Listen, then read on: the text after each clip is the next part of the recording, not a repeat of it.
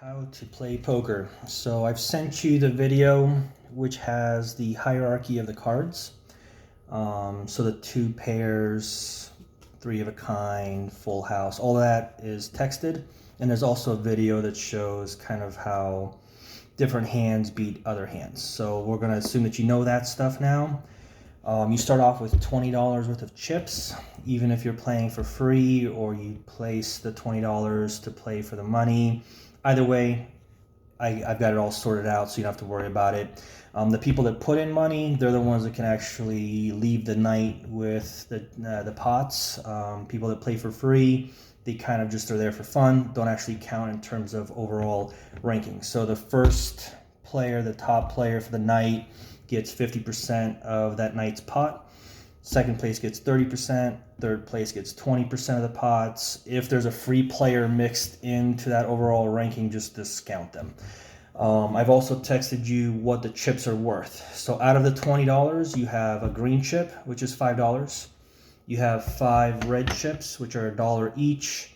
You got $5 worth of blue chips. They're 50 cents a piece, so dollar, dollar, dollar, dollar. And then the white chips are 25 cents. No, yeah, 25 cents. So each one is $1. So there we go, $20 total in chips. Trying to get this thing back up, and there we go. All right, so then you've got your chips. There's going to be a dealer. There's a chip that says dealer on it. That helps people stay focused on who's actually dealing the cards. That's more important when there's one person dealing every single hand. So if you go to a casino, the dealer is always going to be the one that's dealing the cards, even though the chip that designates who's the actual dealer in the table rotates around the table. So as we go through this explanation, it's all going to start to make way more sense. So for now, I am the dealer and I have the cards. I'm going to go ahead and deal 4 different people. So right now there's going to be 4 different people at this imaginary table. We all get 2 cards. In my hand, I've got ace 2, same suit. I like that. And then I'll just show you the other people's cards. Queen 5, ace 8-2, same suit. That's always important. And 2 queens. Obviously, 2 queens is a great hand. Generally speaking, if you're new to the game, what you're looking for is at least a 10 plus one other card that's higher than that. So if you have a 10 plus a jack, a 10 plus a queen or a king or an ace, that's a great hand. Go ahead and play that hand. If you don't have a 10 plus a higher card, lean towards not playing too aggressively. You can go ahead and throw in on the blinds, which will make more sense as I explain this, just to see the first 3 cards get thrown on the table and see if those make magic happen for you. But the worst thing that a new player will do is just constantly play aggressively, throwing a bunch of chips at every single hand, and within like 30 minutes they're out, no longer having fun. And we're here to have fun. There's not that much money at stake here. Okay, so now that everybody's gotten their first 2 cards, I'm going to go ahead and collect my chips. And since I'm the dealer, the person to the left of the dealer, which the video may disorient people as far as their orientation, but the first person to the left of the dealer is called the little blind. The blind is basically you have to throw chips in regardless of what your hand looks like. And that will rotate around the table, so everybody's going to be forced to throw chips in even if they don't want to. If you're the little blind, starting out in the game, you're going to throw in 25 cents. The next person over is the big blind. They're going to throw in 50 cents. And then this person, the next person over, they now get to choose whether they want to throw in 50 cents to stay in the game or fold and get out of the game or raise. This person has 2 queens. They have a couple options. They're definitely going to be playing. So 50 cents is right off the bat like a no-brainer. They may want to get more aggressive and throw in $1 or $5 or something like that and try to scare people away and then grab what's already on the table before the game's even started. I don't recommend that too much because with this strong of a hand, walking away with just 75 cents or whatever's on the table is kind of like lost opportunity there. But in professional poker games, a hand like this, generally the person will play more aggressively and throw down like a $2 or $5 and then see who else joins into the action. So for now, because I'm a baby, I'm going to throw in 50 cents, not getting too aggressive, and I'm trying not to show people I have a great hand by overplaying it at the beginning. My ace 2, also good enough to throw in 50 cents. And then it comes to the little blind person. They already have 25 cents in the hand, and their queen 5 is not that great. But for an additional 25 cents, they might as well stay in and see what happens when the cards drop. Then it goes to the big blind. He already had to throw in his 50 cents automatically. He's looking at his 8-2, not impressed, but it is from the same suit, so maybe he'll end up with a full 5 cards club, which is called a flush. So he's going to check. Checking means you just want to see the cards get thrown over. You don't want to throw any higher than that. So check means you're just going to match what everybody has already put on the table. Everybody's thrown 50 cents. Checking means he's already thrown in 50 cents, so he's good. If this 2-queen person had thrown in $1 and it got around to this big blind person with his 8-2, he would probably fold and lose his 50 cents, but better lose 50 cents than throw in another $1 into a really bad hand. So now that the big blind has checked, the pot is right, meaning everybody has thrown the chips that they need to throw to stay in the hand. That being said, once the pot is right, the first 3 cards are thrown over, which is 8. Let's see here. See if I get it. Okay, ace, 8, and 3. So ace, 8, and 3. Let's go around the table and see if anybody's impressed with those cards. My ace 2 is enjoying that. Queen 5 doesn't care.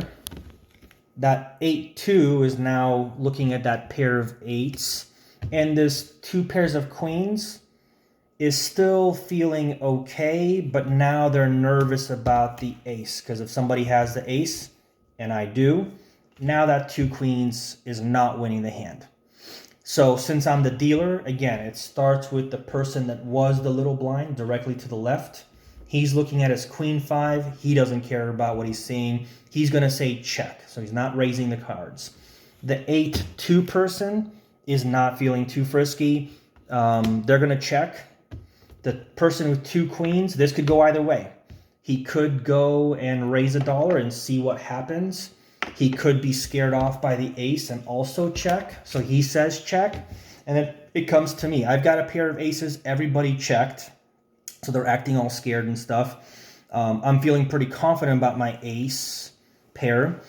And so I have the choice between either throwing down like $1 or $2 and just forcing everybody out of the hand. Because the longer I play, maybe this pair of 8s, what if another 8 drops down and now I lost my hand? So I could play aggressively and force everybody to fold their hands, keeping the chips for myself while I'm at my strongest, or I say check and pretend like I don't have something good. So in this case, I'll say check so that we can keep playing the game. Since I said check, 1 more card drops. So it's like the first time, it's 3 cards at the same time. After that, it's just 1 card. 1 card drops down, and then it starts with the big blind again. He looks at his cards. He's seeing 2 5s on the table. The 8-2 guy, still not impressed, but he's got something. The 2-queen lady. Now, this 2-queen lady, the player, since everybody checked, even when the ace was on the table, they may be feeling that they actually do have the best hand at this point. And so frequently you'll see them throw down $1 because nobody got crazy when the ace was on the table, so surely he must have the best hand. So he throws down $1. Now he has raised the pot. For everybody else to stay in the game, they have to match what he did. So now I'm going to throw down my $1, still pretending like I don't have the best hand, and maybe I'm not feeling like I have the best hand. Maybe I think somebody has 2 pair or something even better. So I throw down my dollar because I'm feeling good about my 2 aces. The queen 5 guy and his 1-5 on the table isn't feeling good, so he folds, which means he's going to drop his cards. He's out of this round, and the chips are gone. This 8-2 person also folds, and now it's down to just 2 players. The person that has 2 queens and feels like they have the best hand because when the ace did drop, nobody played aggressively. And there's me, who actually does have the best hand, and now that the pot's right, he raised the dollar, I matched it. There's one more and one last card. So one last card drops, and now there's 5 cards on the table plus 2 cards in your hand for a total of 7 cards. With these 7 cards, I'm trying to make the best hand possible, which is, again, the hierarchy of cards that I texted you along with the video that shows how to play these different hands. Now, what was the last card that dropped? A 5, which means there's 2 5s on the table. This player over here that had that queen 5 would have actually had the best hand at the table if he was brave enough to stay in the game, or foolish enough to stay in the game, hoping that one more card would drop that would give him the best hand. So he actually would have had the best hand if he would have stayed in long enough. So it comes back around to here. This 2 queen person sees these 2 5s, and maybe they're mildly nervous because I clearly stayed in the hand. He dropped a dollar. I also went a dollar. What does that mean? Did I have a 5? And now I have 3 of 5s, and now I've beaten him. These are the types of things that somebody's going to be thinking about in terms of, are they the best hand or not? Generally speaking, in tournaments for poker, more aggressive is better than less aggressive, for weird reasons, like when you're playing against 1,000 players, there's going to be 1 guy or 2 guys that are super aggressive and super lucky, and if you're going to keep up with them all the way to the end, you also have to hope that you're 1, lucky, and 2, aggressive on the cards, on the chips.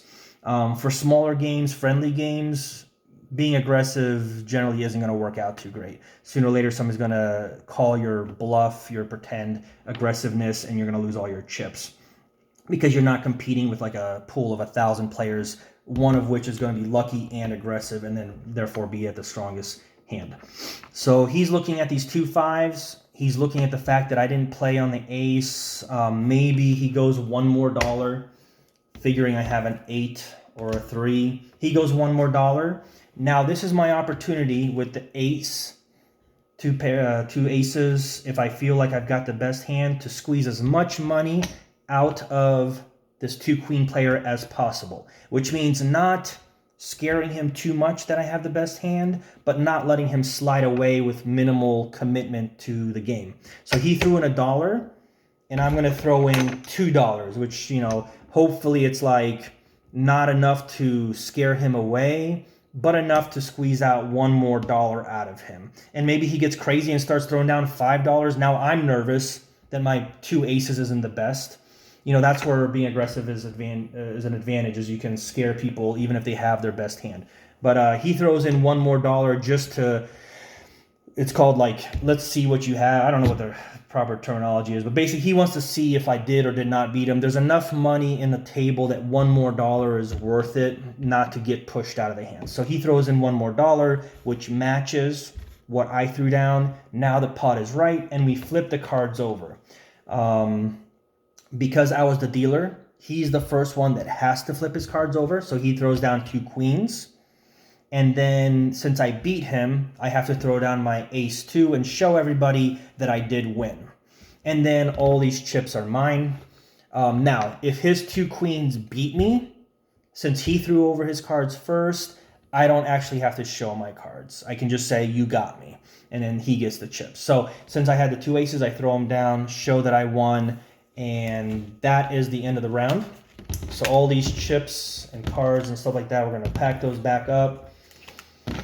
The dealer chip, and usually the deck of cards moves to the left. So the person that was the little blind is now the dealer. Or just the chip moves and the cards stay with somebody, and they continue to be the shuffler dealer throughout the entire game.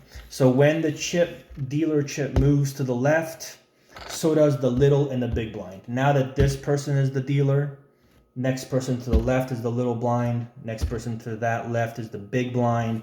And then I would actually be the first person that gets to look at my cards and decide if I'm committing any money to the pot. Also, throughout the night, the little and big blind are going to increase in value. So what starts off as 25 cents for the little and 50 cents for the big, that'll double to 50 and $1. It'll double again to $1 and $2. The reason it increases little blind, big blind is so the game doesn't take forever. And that's one of those things where you like kind of decide for yourself how fast you want the game to end. Last month when we played, we got to like 12 o'clock or 1 o'clock, something like that, and everybody's just like tired of playing, and we just started doubling the blinds every single hand, and it basically gets out of control, but it also ends the game so that it doesn't drag on forever. At that point, the blinds get so big, it's like $40, $80 for a big blind, and your chip count is like 100. It kind of takes the game out of your control, but you know, it's one of those things where it's like, if you don't want to be here for 20 hours and the game's lasted long enough, just start doubling the blinds and call and end it. That's pretty much it.